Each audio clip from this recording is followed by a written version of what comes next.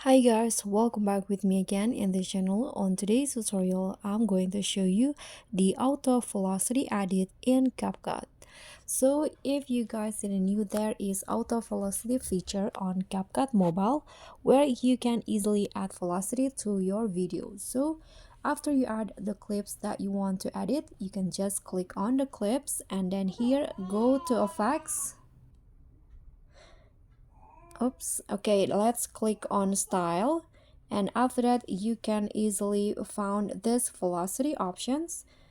Okay, so you can see this is the options, but if you want to do the auto velocity, you can just swipe until you find video effects. So this is where the auto velocity is.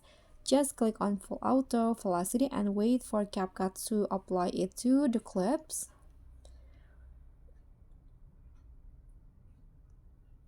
Okay, so now the effect has been applied. Let's see the result first.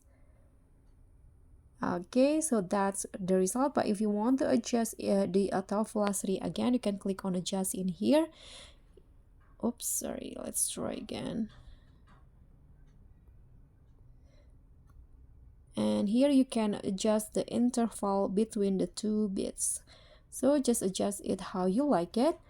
And that's pretty much all. Thank you so much for watching. Don't forget to like, comment, and subscribe. Also click on the thanks. Bye.